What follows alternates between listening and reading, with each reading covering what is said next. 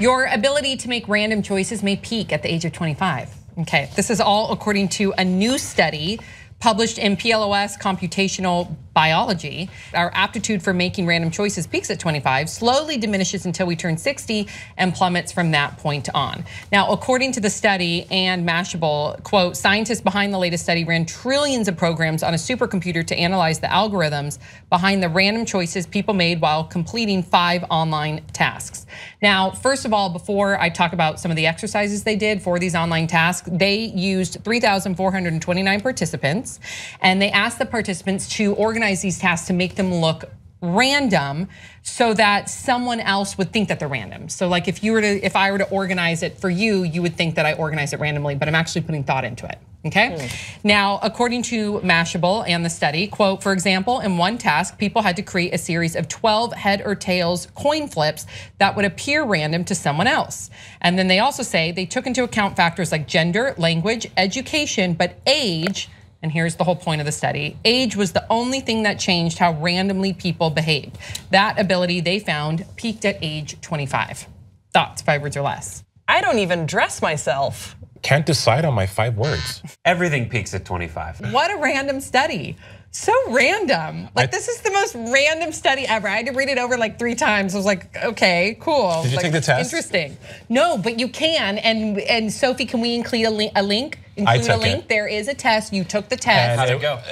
Describe. Okay, so you click on the link that Sophie's gonna include in the comments below. And yeah, you guys, I put in the numbers that you have to fill in your own numbers, and I don't know what happened after that. I don't think anything happened after that, or I may be just super stupid. Don't call me stupid in the comments. All right, everyone, chill. As far as the story goes, I would agree that my memory has definitely, and we're creatures of habit. Like I love California Chicken Cafe, I eat that all the time, but the reason why I eat that is because I know I'm gonna be full and I'm gonna get my money's worth. So there's reasons for why people are creatures of habits. There's reasons why we go and we maneuver in lanes that we know we're gonna have the same outcome because it's familiar and we know we're gonna get what we want. Now with that said, I also read in addition to the story that we are a heavily drugged society, and some of the over-the-counter drugs that we take also contribute to brain fog and our decision-making process. Like if you take an over-the-counter sleeping pill like diphenhydramine is what they put in Benadryl in your Love it. Me too, it's so good. The 50 milligram does shit. But over time, that affects your brain and it gives you almost a permanent brain fog. Whoa. Yes, and that in turn can really impair your decision-making process. Okay, so Grace, you're 26. Oh, so you're now over the hump. You're one of us. Good. You're on the decline. You're on the find me. Find me. We forgot to show you the handshake. Oh, and after you have to Because show we're me. old and we forget shit. This got me thinking about some musicians that I really admire, that I think are really talented and that were gone before their time. So I was thinking like Janis Joplin, Jimi Hendrix, and Kurt Cobain were all churning out amazing music around their 25s. People think that that was like sort of their musical peak. And I know there's probably very little correlation to this, but I was thinking, you know, those were people that weren't afraid to push the boundaries, that weren't afraid of trying random patterns and trying things that hadn't been tried in music before. If And they only knew this study. I wonder if there was some sort of a correlation between having that sort of freedom of expression and inhibition musically and artistically, and maybe that was because of their age, or at least somehow influenced by their age. And you think it's like the spontaneity? Yeah, because you always see that there are these artists. I recently went down the rabbit hole yesterday of just Marilyn Manson's entire discography. Yes, beautiful people. And right. Yeah. And there is like I love his early music very much, and I was just listening to The Pale Emperor, which is his most recent release, and it's not quite there when I listen to some of his earlier releases, and I don't know if the age would be in accordance to this, but it makes me think that a lot of the artists and the actors, the musicians that we love, you know, Robert De Niro is one of them. You look at his early pictures and you're like, how did we get to meet the Fockers?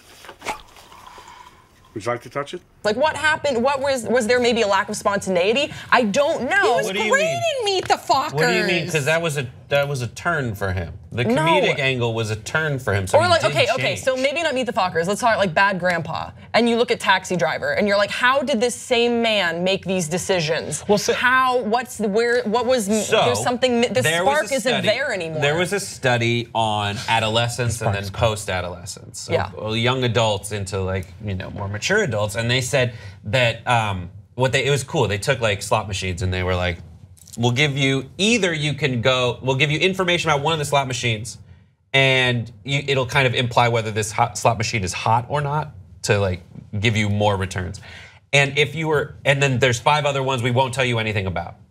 And the older people were like, whether this one was hot or cold, slot machine wise, the older people went with that one because at least they knew something about it. And that correlates to a thing called like, I think it's like directed discovery. So it's like older people are more willing to go with something that's known than the teenagers who were like, oh, I don't care, I'll do whatever right now. That makes sense. Well, because life experience, in the grand scheme of things, at 25 years old, you're still a kid. You're still young. You're still, things haven't happened to you in your life, or you haven't gone down certain paths that have made you more fearful, made you more apprehensive about things, because you're at 25 years old, you're still considered high school. You're not jaded yet? Not at all. And also creativity, I think creativity comes from inspiration. What your environment is providing for you to be inspired. Maybe Kurt Cobain had so many, or those artists that you mentioned back then had so many wonderful things at that time to inspire them to give us this great music that they've lost. Robert De Niro doing Meet the Fockers I could say the same thing about Charlize Theron, and she's an Oscar winner, of course, and she's in the Fast and Furious. I mean, that's kind of like, really? Why would Charlize attach herself to that franchise, even though it's a super popular franchise, but the content, the quality of acting in the franchise is nowhere near that of Monster or anything else that she's done previously. But people want something different for their lives. Maybe they've amassed the success and think, fuck yeah, Meet the Fockers sounds great. Why not make that fucking movie? But when you're younger, you're more zealous, you're not as fearful because you haven't experienced the things that would make you as fearful as you are in an adult. And you don't have to fall as hard. So yeah. I kind of disagree a little bit, because I think that what we see from artists that churn out this like heart-wrenching work at an earlier age, it's them being able to channel that crazy surge of hormones from your first heartbreak, your first love when you're a teenager, and you find a way to channel it in your early 20s that in a constructive, cohesive way. And that's why we see some of these albums like Nevermind. That doesn't, wait. You're able to structure it in a cohesive way. Yeah. Like, wouldn't you, as a more experienced person, be better at structuring things? I think what she's saying is that they're more unfiltered. So they're grown up, they're past being like a teenager, but they're not yet in their 40s where it's like, I really think I should tone down this. It's a little overwrought with the heartbreak here. Like they can still, they're still emotionally raw. But I don't think that correlates to randomness, the ability to be random versus not. That's the question that I was asking. When I was reading through this study, I was like, I wonder if there's a correlation from some of these artists I really love churning out their best work when they were around the same age. That's what it made me think about, because I think that was a really interesting point, because you're not falling into the patterns that you think developed success yet. So it is random in the sense that they're trying this, they're hungry as hell, right? You're hungry, your passion, you want to make a name for yourself. You don't have all these different fans weighing in on what they want to hear yet. And then you don't know what that road to success is yet, so you're not gonna fall back on that road. So I think it is random in a lot of sense. You're all right, Sam. And also I think, I've said this thing before around Pop Trigger, but your life begins at the end of your comfort zone. And I think that a lot of people, the way for me personally to combat that kind of lack of spontaneity, that lack of creativity, whatever, is just to be mindful of the fact that you are in this routine, that you are in this repetitious lifestyle, and then try your best to divulge from that, to move on from that, because life is so mundane. Like every day we wake up, we do the same things over and over again. Every morning I wake up, the first thing I do is check my phone. So on days I challenge myself and the audience. What I'm trying to tell you is, run to the bathroom. We have to challenge. You have to challenge yourself to think outside the box if you want to challenge this. Yeah, because life is about spontaneity now, and we forget that, especially in the day-to-day process and day-to-day hustle. I love I'm it. like showing my age, because everything everyone said, I'm like, well, of course. Duh. Like, yeah, the more you do stuff, the more familiar you are with how things are done, the higher the view is, where you can say like, oh yes. And when you're a teenager through when you're an early adolescent, you think you're having all these thoughts that no one has had before. And problems that have there's no way. No one's ever broken up. Yeah. And I feel so insane. But the rawness and the lack of self-consciousness you have in expressing that self-consciousness about it seeming trite and said before, that rawness taps into other people who are equally as raw and also don't have that experience of saying, well, yeah, I shouldn't be with that kind of person who makes me feel so terrible. But you don't know that. But there's a biological thing that says, like, some folks say that since your prefrontal cortex isn't finished developing until after your adolescence, like your brain just isn't wired right yet to base things on known quantities. You just kind of assume that everything's random because your brain just doesn't process it as like part of a giant pattern.